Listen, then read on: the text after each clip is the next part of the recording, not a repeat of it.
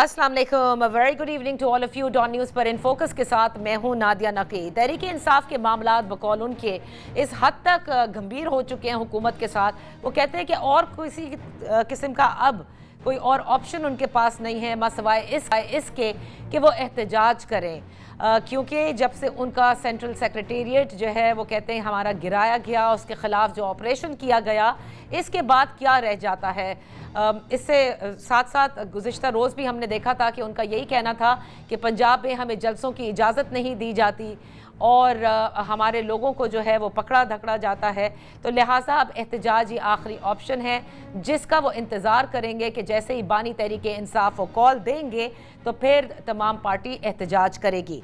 दूसरी जानिब अगर हम देखें तो इमरान खान साहब के जो केसेस में रिलीफ मिली या हुकूमत को जो शिकायत इस वक्त नज़र आती है जिसका वो बरमला इजहार करते हैं, वो ये कहते हैं कि इमरान खान साहब को जेल में भी बहुत ज़्यादा सहूलियात दी जा रही हैं और साथ साथ जैसे जैसे उनके केसेस में रिलीफ आई, हमने ये देखा कि मौजूदा हुकूमत की जानिब से पार्लियामेंट के फ्लोर पे मुख्तलिफ टीवी टॉक शोज़ के अंदर उन्होंने इस बात का इजहार किया कि कहीं ना कहीं इमरान खान को अदलिया का कुछ सेक्शन जो है वो रिलीफ देता नज़र आ रहा है। क्योंकि आपको याद होगा 3 ऐसे केसेस थे जिसके हवाले से पीटीएम की गवर्नमेंट भी और अभी भी ये कहा जाता था कि वो बड़े ओपन एंड शट केस हैं जिसके अंदर सज़ा तो होनी है। उसमें एक था इद्दत में निकाह का केस जिसका फ़ैसला महफूज है और बताया जाता है कि शायद वो 28 मई को वो फ़ैसला सुनाया जाएगा। दूसरा अल कादर ट्रस्ट केस जो कि 190 मिलियन पाउंड केस था, उसके हवाले से कहा गया, और तीसरा है साइफर केस, और इसके अलावा और भी दीगर केसेस हैं। लेकिन इन 3 केसेस के बारे में आपको याद होगा कि पाकिस्तान मुस्लिम लीग नून के मुख्तलिफ काबीना के मेंबरान इस पर बड़ी प्रेस कॉन्फ्रेंसेस भी करते थे और कहते थे कि ये ओपन एंड शट केस है। आज इसका जिक्र मैंने इसलिए भी किया क्योंकि आपको याद होगा कि अल कादर ट्रस्ट केस के अंदर मलिक रियाज साहब का भी नाम था और मलिक रियाज साहब ने आज बड़े अरसे के बाद अपने एक्स प्लेटफॉर्म के ऊपर उन्होंने एक जिसे कहते हैं अपना बयान जारी किया, और उस बयान को आप किसी भी तरह से ले सकते हैं और समझ भी सकते हैं। उसमें उनका ये कहना था कि 1 साल से ज़्यादा अरसे से मुझ पर समझौता करने की बहुत दबाव है, लेकिन मैं कभी भी किसी को इजाज़त नहीं दूंगा कि वो मुझे सियासी मकासद के लिए प्यादा के तौर पर इस्तेमाल करें। आगे उन्होंने अपने प्रोजेक्ट्स का भी जिक्र किया और बहुत कुछ कहा, और कहा कि माजी में भी उनके साथ इसी किस्म का रवैया रवा रखा गया है कि जहाँ उन्हें दीवार से लगाया गया हो, अभी भी उन्होंने यही गिला किया है। और साथ में उन्होंने ये भी कहा है कि मैं पूरे यकीन के साथ कह सकता हूँ ओवर माई डेड बॉडी। ये तमाम तर मामलात और जो तहरीक इंसाफ के साथ हो रहा है, इस पर बात के लिए हमारे साथ इन फोकस है मेंबर कौमी असम्बली साबिक गवर्नर पंजाब सरदार लतीफ़ खोसा साहब। बेहद शुक्रिया फॉर ज्वाइनिंग अस। सरदार साहब, बड़ा मैंने जो जिक्र किया कि जिस केस का बड़ा जिक्र था उसी में जो दूसरे नामजद लोग थे उसमें से मलिक रियाज साहब का जो ये बयान अभी मैंने पढ़कर भी सुनाया जो एक्स प्लेटफॉर्म पे उन्होंने दिया, इसको आप किस नज़र से देख रहे हैं? वो कहते हैं बड़ा 1 साल से उन पर दबाव है समझौता करने का। आपके पास कोई खबरें हैं क्या वाकई उनको किसी सूरत दबाया जा रहा है, समझौते का कहा जा रहा है? बिल्कुल 100% ये वो ठीक कह रहे हैं।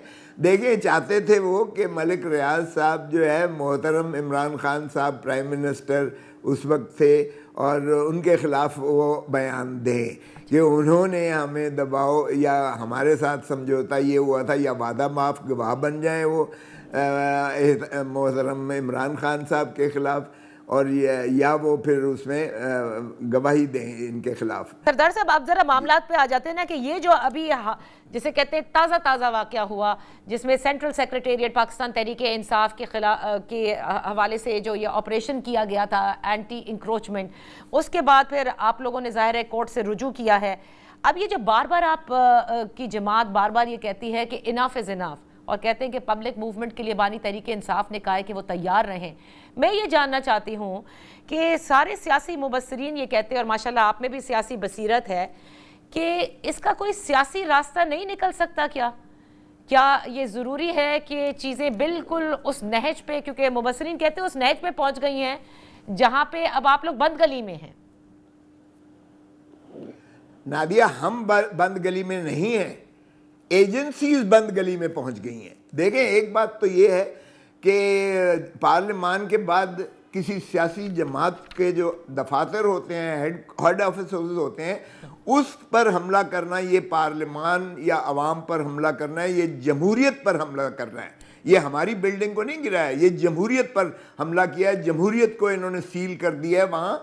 ये न सिर्फ यहाँ इस्लामाबाद में किया गया है बल्कि एक साल से 9 मई के बाद यानी फौरन हमारे पंजाब ऑफिस को, जो कि हमारे MPA का मलकियत थी, वो कोई तनाज़ा नहीं था उस पर, और वो साल से उसने भी कई साल से खरीदी हुई थी, उसको भी जाके सील कर दिया हुआ है।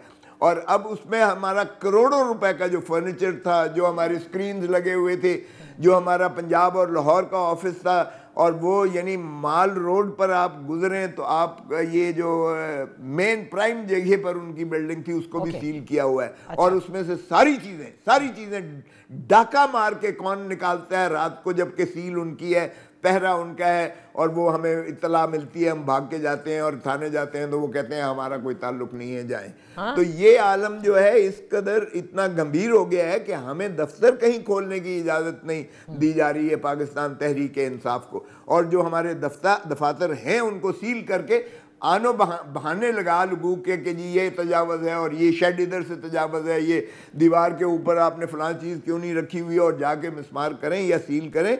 ये मैं समझता हूँ जमहूरियत का कत्ल है। तो हम किस बात की, मुझे नहीं समझ आती है कि वो बार बार कहते हैं जी बंद गली में फंसे। हम बंद गली में फंसे नहीं हैं, इनको इतना खौफ है कि ये अडियाला जेल में बैठा हुआ भी जो है ना, वो ये इनकी कांपें टांगती हैं, यानी टांगें कांपती हैं इन लोगों की।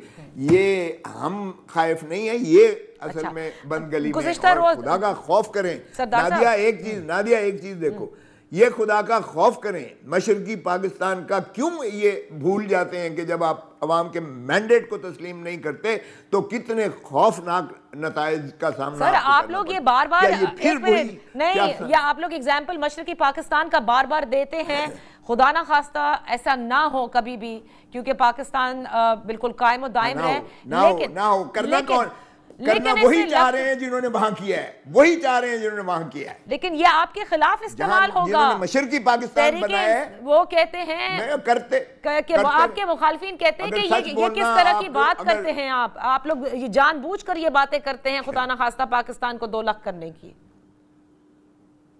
शर्म उनको मगर नहीं आता। अरे बाबा 2 लाख हमने किया था, 2 लाख भी इन्होंने किया था, एजेंसीज ने किया था। या खान ने कहा था I want the soil of Bengal minus the Bengalis, और जो कुछ वहां इन्होंने किया, ये बदतरीन, दुनिया की बदतरीन ये अस्करी यानी शिकस्त थी दुनिया की। ये 95,000 अशखास जो है, अफराद जो है, वो सिपाही जो है वो अपना सरेंडर करते हैं अरोड़ा के कदमों पर बगैर गोली चलाए हुए, और आधे से ज़्यादा बड़ा पाकिस्तान जो है ये हमने गंवा दिया सिर्फ इसलिए कि हमने अवामी मैंडेट को तस्लीम करने से इनकार कर दिया। 160 नशिस्तें जिनकी हों और एक ही सिर्फ भाषानी ले गया था, हमने उसका मैंडेट ना माना।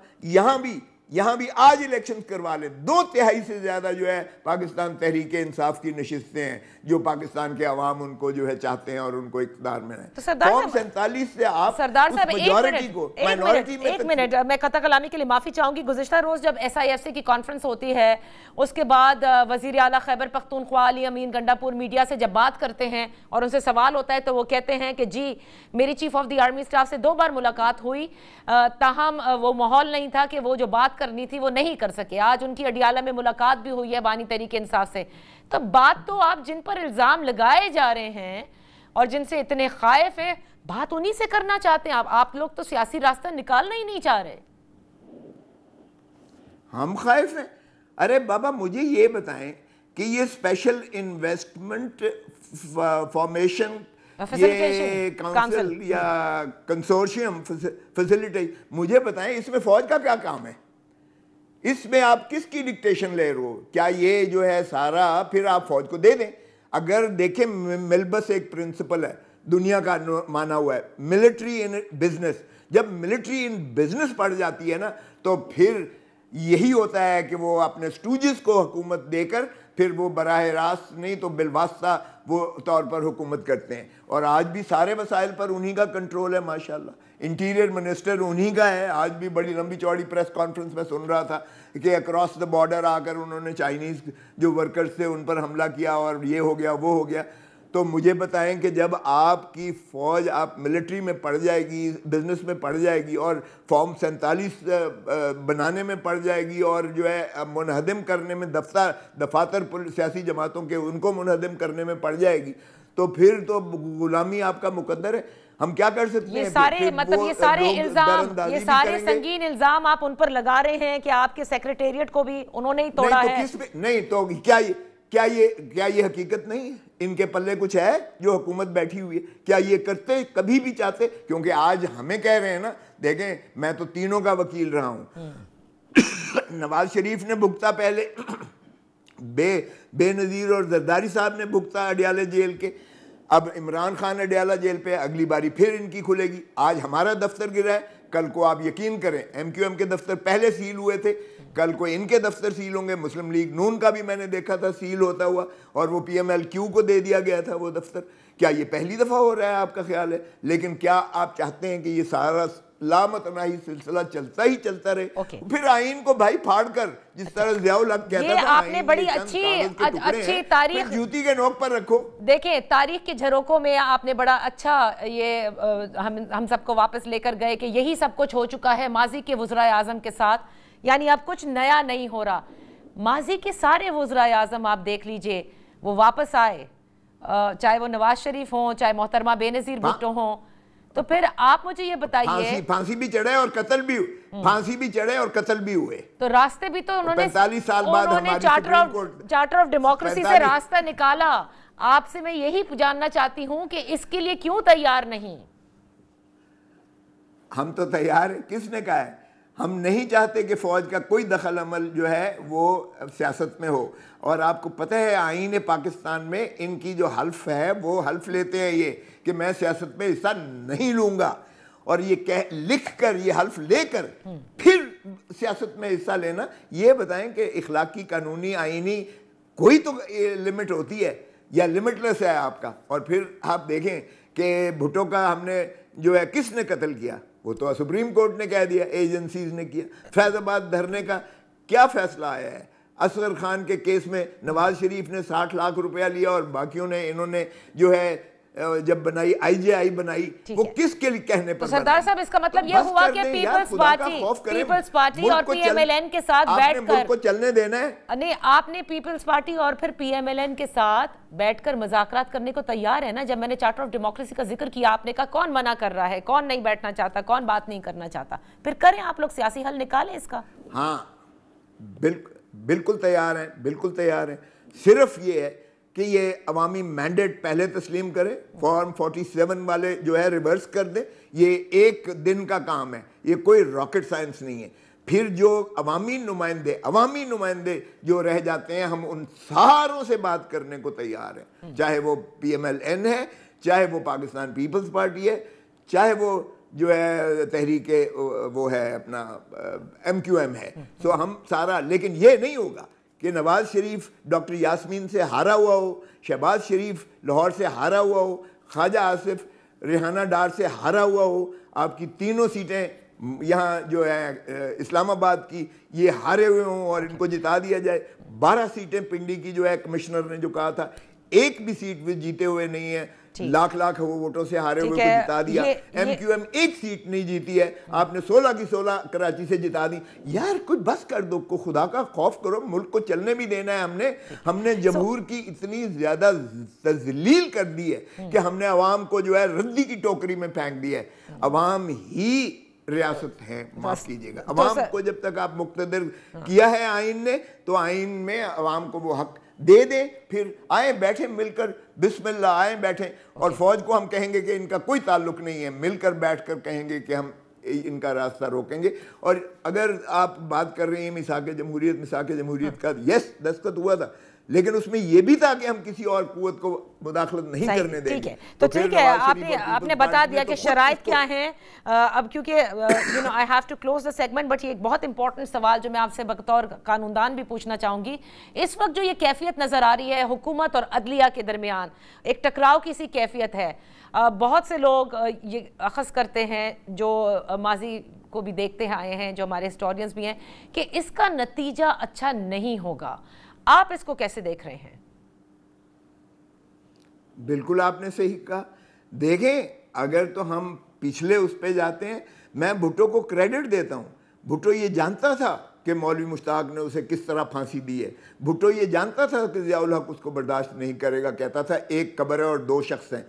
भुट्टो ये कहता था। इसके बावजूद भुट्टो ने अपनी दरख्वास्त देकर सुप्रीम कोर्ट ने इसी अदालत में, इसी सुप्रीम कोर्ट में, इसी चीफ जस्टिस के कमरे में 4 दिन उसने आकर काल कोठी से, डेथ सेल से उसे लाया गया था, क्योंकि उसने इस्तदा की थी कि मुझे सुना जाए।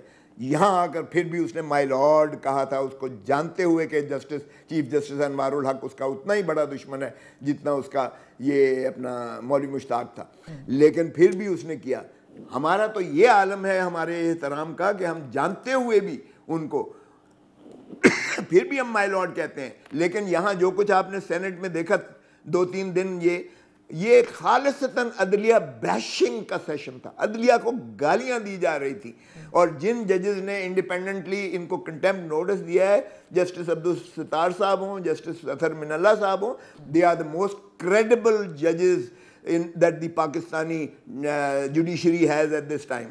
और जिस तरह से उनकी तज़हीक की जा रही थी, नाम ले लेकर उन पर चढ़ाई की जा रही थी, यही मुस्लिम लीग नून का वतीरा रहा है। जब वो देखते हैं अदालतें इंडिपेंडेंट हैं, वो चमक की रीत भी कोयटा से शुरू करते हैं, वो पेशावर से जो है ऑपरेशन करते हैं, वो फिर यहाँ आकर चढ़ाई करते हैं, अदालतों में 2 ग्रुप्स बनाते हैं, और फिर अल्टीमेटली जो है चीफ जस्टिस पर ये इनका वतीरा है। और दीवारें फलांग कर आपने देखा था। लेकिन सरदार साहब, माजरत के साथ तहरीक इंसाफ भी जब अपने खिलाफ अगर कोई वर्डिक्ट आता है तो माजी में भी और वैसे हाल में भी हमने देखा है मुहिम भी चलाई जाती है, ये भी आप एक्सेप्ट करें?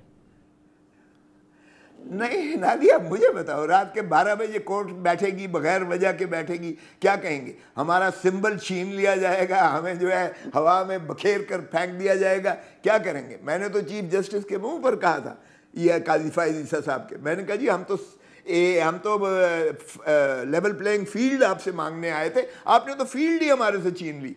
तो ये देखें, अगर इस तरह के आप करेंगे तो फिर क्या कहेंगे हम? क्या तारीफें करेंगे उनके ऊपर, जो है फूल नछावर करेंगे?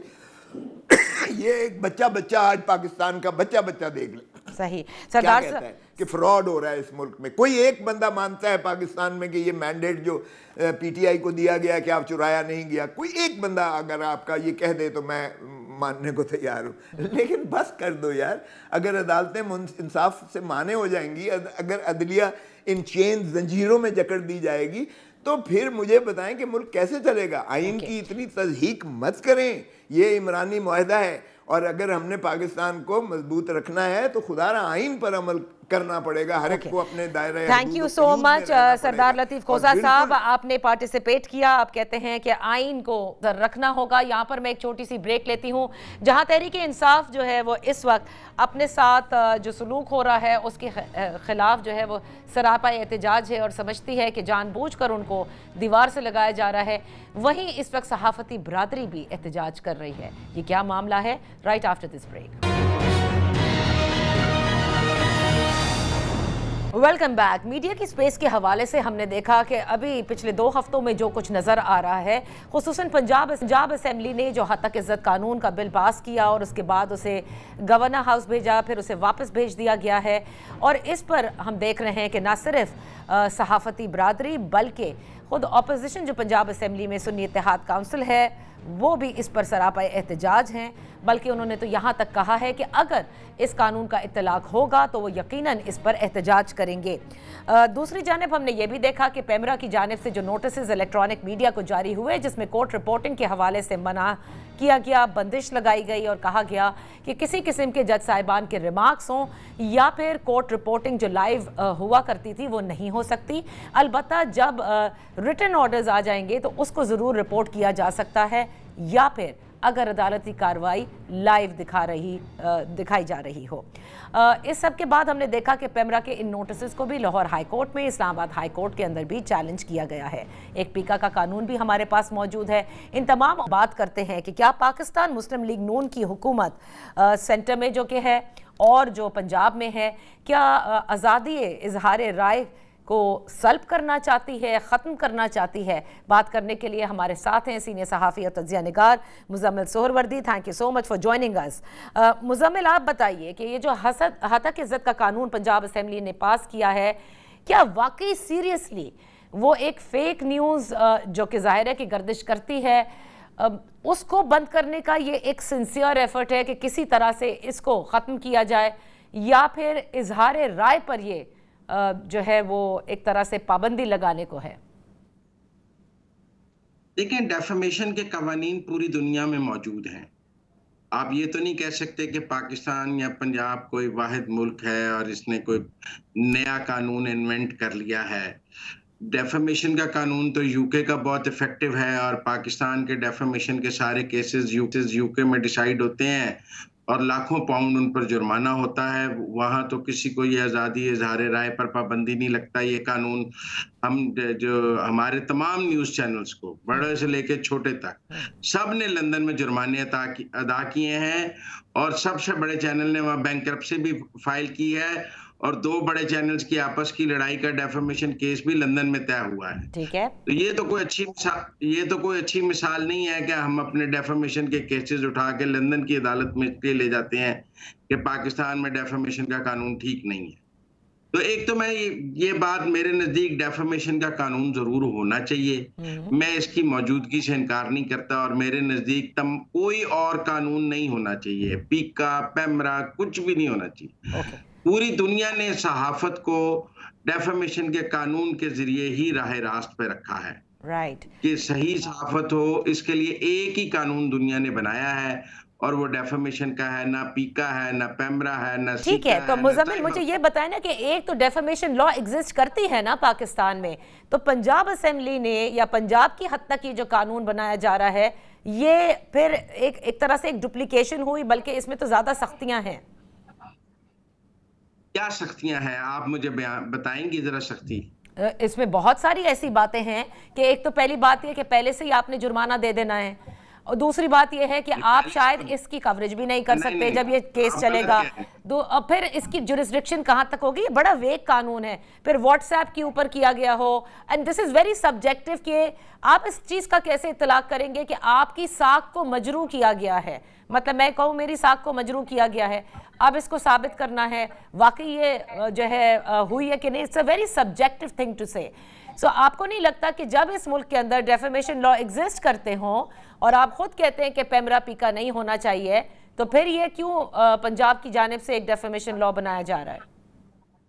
आप ये मानती हैं कि जो डेफेमेशन लॉ एग्जिस्ट करता है वो इफेक्टिव है, वो केसेस के फैसले करने में मददगार है, उसके नतीजे में पाकिस्तान में केसेस के फैसले हो रहे हैं, आप ये बात मानती हैं? नहीं हो रहे ना, तो उसको सही कर लें। नहीं, एक मिनट मेरी बात सुने ना।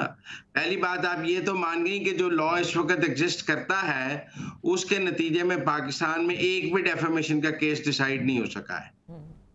दूसरी जो आपकी बात है, तो इसका मतलब है कि कानून में तरमीम या नए कानून की जरूरत तो अपनी जगह मौजूद है ना, क्योंकि पहला कानून डिलीवर नहीं कर रहा। अब आप ये कहें कि डिलीवर नहीं कर रहा तो हम बैठे रहे आराम से, नहीं डिलीवर कर रहा तो नहीं डिलीवर कर रहा, हमें कुछ नहीं करना चाहिए। तो असेंबलियों का तो काम है कानून बनाना, लिहाजा मैं उस बारे में तो नहीं। ये कानून बुरा हो सकता है, मैं ये नहीं कह रहा, मैं कह रहा हूँ कानून की जरूरत मौजूद है तक इज्जत के। ओके, अब ठीक है, आप ये कह रहे हैं मुज़म्मिल, वेट, अब आपने यहाँ तक बात की ना, लेट मुनीसे जहांगीर ने भी हमें ज्वाइन कर लिया है, सीनियर सहाफी तज्जिया निगार। जरा मुनीसे से पूछ लेते हैं। मुनीसे, मुज़म्मिल ये कह रहे हैं, वो कहते हैं कि देखिए सारे जो डेफेमेशन के केसेस हमारे यहाँ के हैं वो लंदन में डिसाइड होते हैं, लिहाजा ये हमारा जो एग्जिस्टिंग लॉ है उसने तो कोई केस डिसाइड ना कर सका, तरमीम की गुंजाइश है या फिर दूसरे कानून की। आप इसको किस तरह से देखती हैं कि उसी कानून को सही करना चाहिए था या ये जो पंजाब ने पास किया है ये बेहतर कानून है? देखिए, जो एग्जिस्टिंग इन्होंने जो पास किया है पंजाब डेफेमेशन बिल, इनको फिल फॉर रिट्रैक्ट कर लेना चाहिए, इसको खत्म कर देना चाहिए, क्योंकि ये ना कि सिर्फ फंडामेंटल राइट्स की खुल्लम खुल्ला खिलाफ वर्जी है, मगर ये जुरिस्डिक्शन जो है ट्राइब्यूनल की, ये बाकी सूबों के अंदर एक्सटेंड कर देते हैं। तो ये प्रेसिडेंट तो जी कोई भी नहीं मानेगा कि एक जुरिस्डिक्शन पंजाब की ट्राइब्यूनल पे आप कैसे एक्सटेंड कर सकते हैं इसको सिंध के ऊपर, या खैबर पख्तूनख्वा या बलूचिस्तान के ऊपर, तो इसके ऊपर तो जो बाकी दीगर सूबे हैं वो कहेंगे कि आप हमारी जुरिस्डिक्शन के अंदर कैसे आ गए। तो दुनिया में कहीं नहीं होता। दूसरी बात यह है कि आप जो इसके ट्रायल्स हैं उसको खुफिया क्यों बनाना चाह रहे हैं? अगर आप वाकई में बिलीव करते हैं कि justice should seem to be done, तो उसके अंदर उसके बुनियादी तकाजे किसी भी जब आप कोर्ट में जाते हैं उसके बुनियादी तकाजे ये होते हैं कि जो ट्रायल होता है वो ओपन कोर्ट में होता है। सही। वो खुफिया, ये कुछ कैंगरू कोर्ट तो नहीं है जनरल मुकाबले के कि वहां पे खुफिया ट्रायल्स चल रहे हों। तो फिर अगर आपने इसको खुफिया रखना है तो उसकी क्या वजह है? आप क्यों इसको खुफिया रखना चाह रहे हैं? तो इसको ओपन होना चाहिए। मुझे और आपको अलाउ होना चाहिए कि हम जो है ये इसके पर रिपोर्ट करें, क्योंकि सीक्रेट ट्रायल्स जो हैं वो हमारी अपनी जो कॉन्स्टिट्यूशन है आर्टिकल 10A 19 और 19A की खुली खिलाफ वर्जी है। सही। दूसरी बात ये कि आपने कहा कि जो मौजूदा कवानीन है उनको बेहतर करना चाहिए। बिल्कुल आपने दुरुस्त कहा कि मौजूदा कवानीन को बेहतर करना चाहिए, क्योंकि मत भूलिएगा कि पाकिस्तान के अंदर जो भी हमने कवानीन बनाए हैं हमने ये देख के बनाया है कि जी सख्त से सख्त सजा हो, मगर सजा पाकिस्तान में होती ही नहीं है। चाहे वो वायलेंस अगेंस्ट विमेन की हो या हरासमेंट अगेंस्ट विमेन की हो, चाहे ये इसकी हो डेफेमेशन की जी, हत्या की इज्जत की। अब उसके अंदर क्यों नहीं होती? क्योंकि आपने बर्डन ऑफ प्रूफ इतना हाई कर दिया है, इतना भारी कर दिया है कि वकीलों को बड़ा मुश्किल होता है इसको प्रूव करना। जब आप इसको एक क्रिमिनल एस्पेक्ट में लेके आएंगे और क्रिमिनल आप इसके अंदर एलिमेंट ले आएंगे तो फिर बर्डन ऑफ प्रूफ खुद ब खुद ही प्रूव करने के लिए ज्यादा बढ़ जाता है, हाई हो जाता है, और वकील के लिए बड़ा मुश्किल हो जाता है उसको प्रूव करना। जब आप प्रूव नहीं कर पाते तो फिर आपको खुली छुट्टी मिल जाती है। तो बाकी दुनिया में भी इसको एक सिविल लॉ के तौर पे और साउथ एशिया में भी इसको एक सिविल लॉ के तौर पे देखा जाता है। दुनिया के बड़े कम मुल्क हैं, बल्कि मैं तो जानती भी नहीं कोई ऐसा मुल्क जहाँ पे डेफेमेशन जो है वो एक क्रिमिनल ऑफेंस उन्होंने बनाया हुआ है। It should not be a criminal offence, it should be a civil offence. और जब आप इसको सिविल ऑफेंस रखेंगे तो खुद ब खुद ही कन्विक्शंस होनी शुरू हो जाएंगी। सही। पहली बात ये। दूसरी बात, ये जो पंजाब का बिल है इसके अंदर आपने जो पनिशमेंट दी है वो आपने कलेक्टिव पनिशमेंट दी है। तो अगर आप कोई डेफिनेशन करती हैं डॉन के प्लेटफॉर्म से तो वो पूरा चैनल आपका बंद कर सकते हैं। तो देखिए, कलेक्टिव पनिशमेंट तो जिरगे करते हैं और उनके जो फैसले होते हैं पूरा मुल्क जो है उस पर यकजा कहता है कि जी ये जिरगों के फैसले हम इससे नहीं एक्सेप्ट करते और हम इसके पाकिस्तानी कोर्ट्स का जुरिस्डिक्शन चाहते हैं ताकि ये जो इस तरह के फैसले वो खत्म हो। तो आप खुद एज अ स्टेट कैसे कलेक्टिव पनिशमेंट दे सकते हैं? Munizae, let me just take a break over here और ब्रेक के बाद हम अपनी गुफ्तगू जारी रखेंगे। Welcome back. इन फोकस हैं सीनियर सहाफ़ी और तज्ज़िया निगार मुज़म्मिल सोहरवर्दी और मुनीज़ जहांगीर साहिबा। मुज़म्मिल, डेफेमेशन लॉ हर जगह सिविल है, हमारे यहाँ क्रिमिनल है। कलेक्टिव पनिशमेंट की मुनीज़े कह रही हैं कि कहीं भी मिसाल नहीं मिलती, ये तो जिरगे वाली बात हो जाएगी, लिहाजा इसको फ़ौरन रिट्रैक्ट करना चाहिए और जो एग्जिस्टिंग लॉ है आप उसमें तरमीम करें। वरना मुज़म्मिल, जो भी लॉ अगर for example violence against women का जिक्र किया, आपने नूर मुकद्दम केस देखा है, आपने वो जो दूसरी अयाज अमीर के जो बेटे हैं जिसमें बुक्ड हैं जिस केस के अंदर, उसमें देख लिया है कहाँ सजाएं होती हैं, कहाँ मंतकी अंजाम तक केसेस पहुंचते। तो क्या दूसरी लॉज बना लेंगे हम? देखिए, पहली बात तो ये है कि जो कलेक्टिव पनिशमेंट की बात की है दुनिया भर में, मतलब इस वक्त भी जो लॉ मौजूद है उसमें आप मतलब अगर मेरे खिलाफ खबर छपी है किसी अखबार में, किसी टीवी में, तो मैं उस अखबार या टीवी पर मुकदमा करता हूँ। ऐसी बात नहीं है कि मैं सिर्फ जर्नलिस्ट पर मुकदमा करता हूँ। मैं खुद एक अखबार के खिलाफ डेफेमेशन का केस जीता हूँ। मुनीजे की वालदा ने एक अखबार के खिलाफ डेफेमेशन का केस जीता था और उन्होंने उसमें अखबार को ही पार्टी बना के अखबार के खिलाफ डिग्री हासिल की थी। तो ये बात नहीं है कि प्लेटफॉर्म को प्रोसिक्यूट नहीं किया जाता और प्लेटफॉर्म जो है उसको कोई इम्यूनिटी हासिल है डेफेमेशन में, तो ये बात दुरुस्त नहीं है। मैं ज़ाती तौर पर मुझे इल्म है कि आसमा जहांगीर साहिबा ने डेली खबरें पे मुकदमा किया था और वो डेली खबरें से डेफेमेशन का केस जीती थी और उसके ऊपर डेली खबरें के ऊपर डिग्री मौजूद थी जो सुप्रीम कोर्ट तक अपहेल्ड हुई थी। अब सूरत हाल ये है कि प्लेटफॉर्म तो साथ प्रोसिक्यूट होता है जर्नलिस्ट के, तो ये तो कोई नई बात नहीं है, दुनिया भर में होता है। और जो पनिशमेंट्स आपने कहा सिविल की पनिशमेंट्स होनी चाहिए। देखें, जो जुर्माने हैं, मैं तो समझता हूँ 30 लाख बहुत कम जुर्माना है। एग्जाम्पलरी पनिशमेंट होती है फाइन में। जो डेटरेंस फाइन का है वो एग्जाम्पलरी पनिशमेंट का डॉक्ट्राइन है। जब आप लाखों पाउंड और लाखों डॉलर के डैमेजेस देते हैं तो वो इसलिए नहीं देते कि आप ये एवेल्युएट करते हैं कि अगले का इतना नुकसान हुआ है।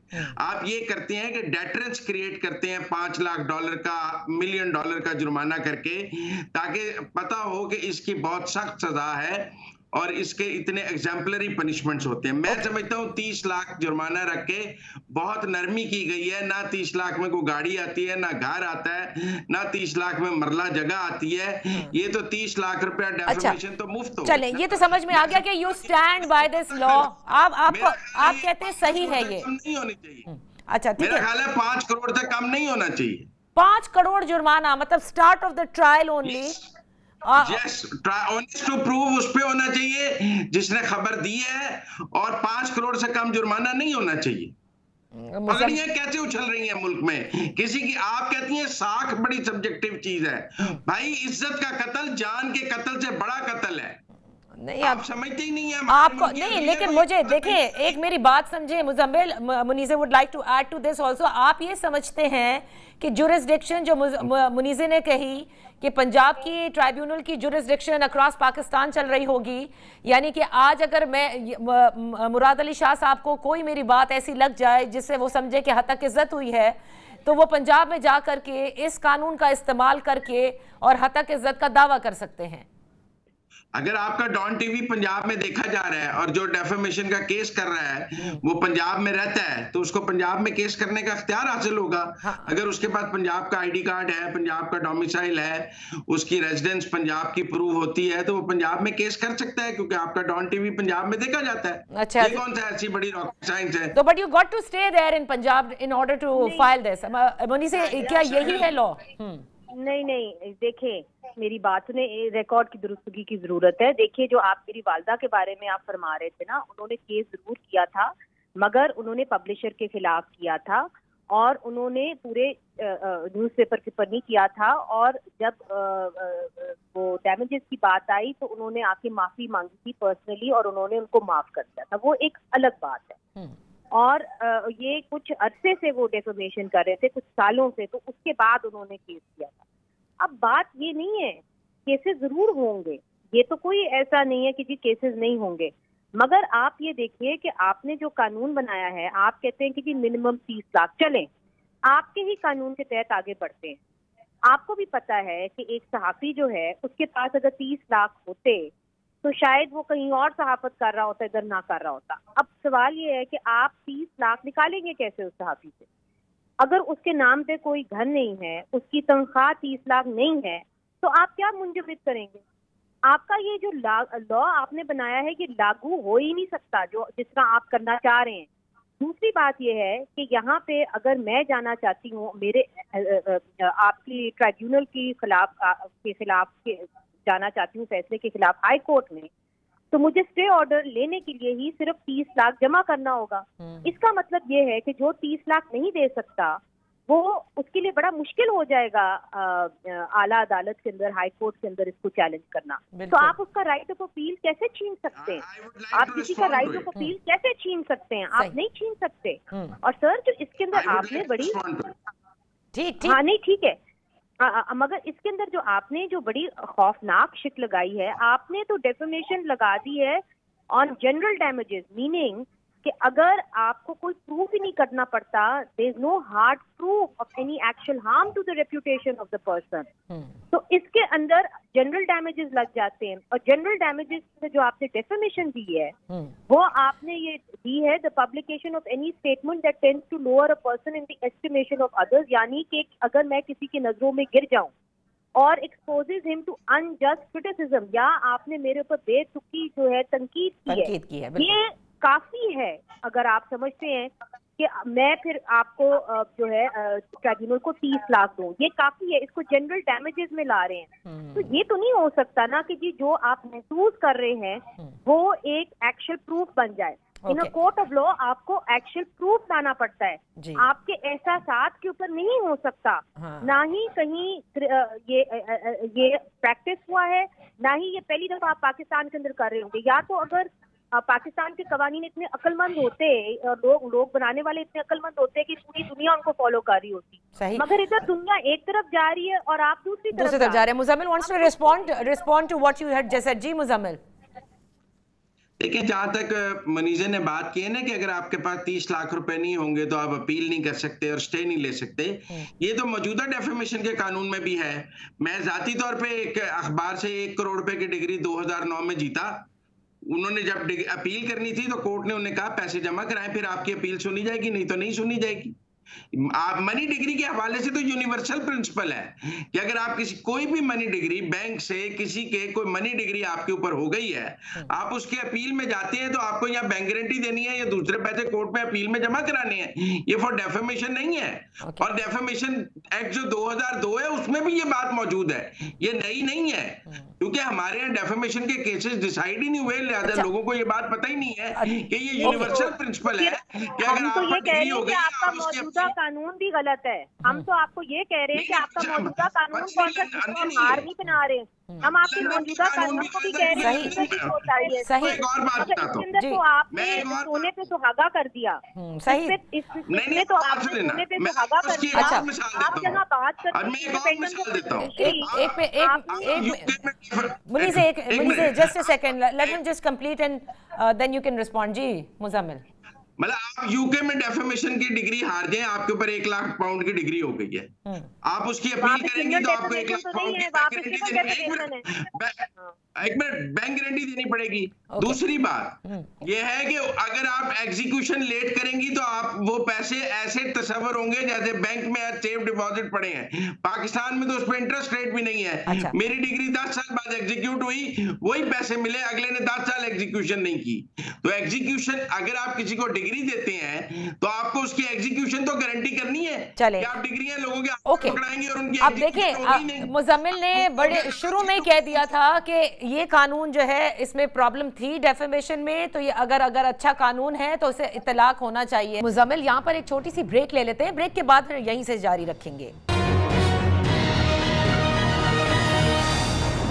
Welcome back. इन फोकस हैं सीनियर सहाफ़ी और तज्ज़िया निगार मुजम्मिल सोहरवर्दी और मुनीज़े जहांगीर साहिबा। मुनीज़े, मैं आपसे ये जानना चाहूँगी कि क्या ये क्यों एक फीलिंग मिल रही है कि पाकिस्तान मुस्लिम लीग नून की, क्योंकि हुकूमत सेंटर में भी है, पंजाब में भी है, इस वक्त क्या ये वाकई ये चाहती है या फिर जहाँ जहाँ हुकूमतें इस्टेब्लिशमेंट के साथ सेम पेज पर हुई हैं, इस किस्म के कवानीन हमने आते देखे हैं। इमरान खान साहब के ज़माने में वपी का शुरू हुआ था और उस वक्त की ऑपोजिशन इसके ख़िलाफ़ थी। आज आप देख लीजिए कि पाकिस्तान मुस्लिम लीग नून जो कि जब ऑपोजिशन में थी हमेशा सहाफ़ियों के साथ, इज़हार राय के साथ थी, आज वही इस किस्म के कानून ला रही है जिस पे सहाफ़ती बरादरी ऑब्जेक्ट कर रही है। वो कह रही है साथ बैठे मिल करके इसका लाहे अमल तय करते हैं, लेकिन ये कानून नहीं हो सकता। देखिए, अगर आपको कोई मीनिंगफुल डायलॉग चाहिए तो फिर आपको स्टेक होल्डर्स को तो ऑन बोर्ड लेना चाहिए, और ये तो आप खुद अपने मुंह से कह चुके हैं जब आप ऑपोजिशन में थे। तो चलो अपनी पुराने सेल्फ की बात सुन लें, और जब आप ऑपोजिशन में थे तभी आप जो आपने आपके मुंह से निकली हुई बात है आप उसको मान लें। जो मेरे भाई बात कर रहे हैं ना, मैं अपने भाई को ये कहना चाहती हूँ कि आप अपने पिछले कानून का एग्जाम्पल ना दें, इसलिए क्योंकि हम ये बार बार आपको कह चुके हैं कि आपका पिछला कानून इसलिए नहीं लागू हो सकता क्योंकि उसके अंदर बहुत सारी कोताहियां हैं। अगर आप डेफेमेशन को, हत्या की इज्जत को क्रिमिनल लॉ बनाएंगे तो आप इसको नहीं नाफिज कर पाएंगे। और इसी तरह अगर आप 30 लाख, आप चाहे 30 लाख से आप 100 करोड़ रख लें जुर्माना, जब आप उसको, अच्छा कानून वो होता है जो नाफिज हो सके। जब आप उसको नाफिज ही नहीं कर सकते तो आप जो मर्जी कानून बना लें, नाफिज ही नहीं होना। आपको कानून इस नजरिए से बनाना है कि वो नाफिज हो सके। फिर आप बात करते हैं इंडिपेंडेंस ऑफ द जुडिशरी।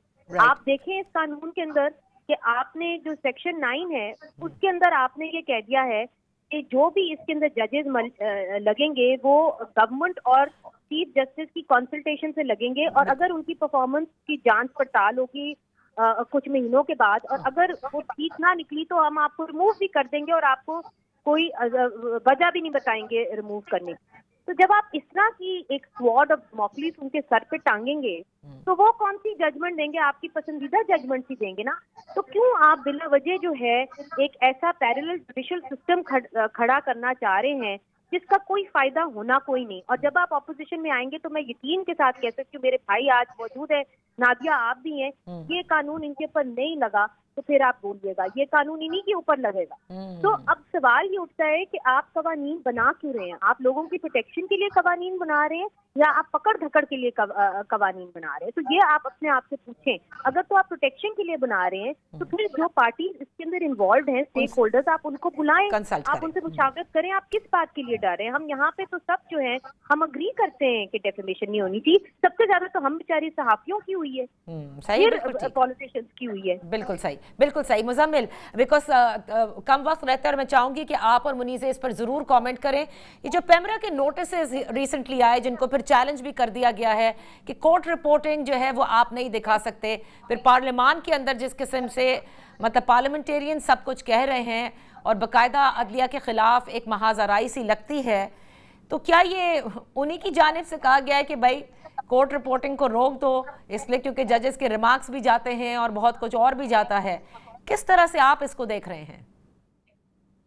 मैं इस नोटिफिकेशन के हक में नहीं हूं। मैंने ये नोटिफिकेशन पूरा पढ़ा है और आप देखें ये सू मोटो 28/2018 का जो ऑर्डर है मेरे ख्याल में साकिब निसार साहब का, ये उसको बेस बनाकर ये ऑर्डर जारी किया गया है जिसमें साकिब निसार साहब ने पैरामीटर्स ऑफ कोर्ट रिपोर्टिंग तय किए बगैर स्टेक होल्डर्स के साथ कि ये चीज़ कोर्ट रिपोर्ट हो सकती है और ये चीज़ रिपोर्ट नहीं हो सकती। अगर मुनीज़े ने भी वो पूरा नोटिफिकेशन पढ़ा है तो वो सू मोटो 28/2018 के पूरी जजमेंट के ऊपर पेमरा ने अपना तो आखिरी पैरा ही लिखा है कि हम इस जजमेंट को जो है वो इम्प्लीमेंट करना चाहते हैं, वरना तो उन्होंने सारी जजमेंट रिपोर्ट की हुई है 2018 की साकिब निसार की। सही। और यकीनन मैं समझता हूँ कि वो एक फ्लॉ जजमेंट है और वो बेसिक ह्यूमन राइट्स और आज़ादी इज़हार के खिलाफ दी गई जजमेंट है। अब ये अजीब बात है कि उस जजमेंट के खिलाफ चूंकि नजरसानी की अपील हो ही नहीं सकती थी क्योंकि उस वक्त सू मोटो के खिलाफ नजरसानी नहीं थी, और अब भी जो उन्होंने कहा है तो माजी से उसका अख्तियार नहीं दिया है कि आप माजी से में ऐसी जो सू मोटो की गलत जजमेंट्स हैं उनके ऊपर नजरसानी कर सकते हैं। तो वो जजमेंट जो है वो फाइनलिटी ले चुकी है और पेमरा उस जजमेंट का सहारा ले रहा है। अच्छा। Supreme court chief justice Islamabad high court ने भी उसको अपहेल्ड कर दिया है क्योंकि वो सुप्रीम कोर्ट के ऑर्डर के ऊपर सारा नोटिफिकेशन है। तो मैं समझता हूँ कि वो सुप्रीम कोर्ट का ऑर्डर जो है वो सेट असाइड कराने की जरूरत है। उसकी मौजूदगी में तो वाकई कोर्ट रिपोर्टिंग नहीं हो सकती। जी Munizae, your two cents on this के पेमरा को कम और उस ऑर्डर को कम बुरा भला कह रहे हैं जो साकिब निसार साहब पूरा लिखकर दे रहे हैं। मुनीज़े, आपके टू सेंट्स इस पर पेमरा के नोटिस के हवाले से, कि आप क्या समझती हैं कि प्रेस इंफॉर्मेशन डिपार्टमेंट का भी फिर एक फौरन सर्कुलर जो है वो भी पहुंचा दिया गया था? फिर एक केस ऐसा चल रहा था जिसमें उस केस के अंदर I think Islamabad high court के जज साहब थे और उन्होंने कहा कि आप इसको रिपोर्ट कर सकते हैं। सहाफ़ी किसकी सुने, रिपोर्ट करे तो फंसे, ना करे तो फिर जाहिर है कि राइट टू इंफॉर्मेशन जो है वो हम डिनाई करते हैं। देखिए, जो हमारे कवानीन हैं उसके अंदर राइट टू इंफॉर्मेशन जो है एक बुनियादी इंसानी हकूक है जो आर्टिकल 19 हमें गारंटी करता है, और बथेरे आर्टिकल्स हम आपको जो है पढ़ के सुना सकते हैं। उसके अलावा आपने इंटरनेशनल कॉवेनेंट भी साइन किए हुए हैं, right to civil and political right, वो भी आपने यूनाइटेड नेशंस के साथ रेटिफाई किए हुए हैं। तो जब पेमरा इस किस्म के कवानीन बनाता है तो वो राइट टू फेयर ट्रायल की भी पामाली कर रहा होता है। तो ऐसे तो नहीं हो सकता कि जो स्पिरिट ऑफ द कॉन्स्टिट्यूशन है आप उसके खिलाफ ऑर्डर्स देते चले जाएं और लोग उसको फॉलो करते चले जाएं। ये मुमकिन नहीं है। इसलिए चूंकि आपका जो ऑर्डर है वो गैर कानूनी है, वो कवानीन के खिलाफ है, लोकल कवानीन के खिलाफ है, जो आपने कॉवेनेंट्स इंटरनेशनल ऑर्गेनाइजेशंस के साथ साइन किए उसके भी खिलाफ है, और आर्टिकल 10A और 19 के खिलाफ, और स्पिरिट ऑफ द कॉन्स्टिट्यूशन के खिलाफ। सही सही, बहुत बहुत शुक्रिया मुनीज़े। लेट्स सी कि जिस ज़ाहिर है पेमरा के नोटिस के हवाले से भी अदालत के अंदर इस वक्त ये चैलेंज हुए हैं। दूसरा देखना यह है कि पाकिस्तान पीपल्स पार्टी क्या वाकई जैसे सुन्नी इत्तेहाद काउंसिल कह रही है कि वो विकेट के दोनों साइड्स पर खेल रही है पंजाब के हतक इज़्ज़त के कानून को लेकर, ऐसा ही है, या वो आउटराइटली आकर इसको रिजेक्ट भी करेगी? ठीक है, गवर्नर साहब एक दफ़ा वापस भेजेंगे, फिर उनको वापस भेजा जाएगा, लेकिन अगर वो साइन कर देते हैं तो बहुत सी सारी चीज़ें फिर अयां हो जाएंगी। लेट्स सी कि आगे चल के क्या होता है। लेकिन मुनीज़ी ने कहा कि आप देख लीजिएगा कि अगर ये कानून बन जाता है तो उसके बाद मुस्तकबिल में इस कानून को पाकिस्तान मुस्लिम लीग नून के ख़िलाफ़ ही इस्तेमाल किया जाएगा, और तब हम उनसे पूछेंगे कि आपने उस वक्त क्यों नहीं कंसल्टेशन की थी। That's all for today. इजाज़त दीजिए, अल्लाह हाफ़िज़।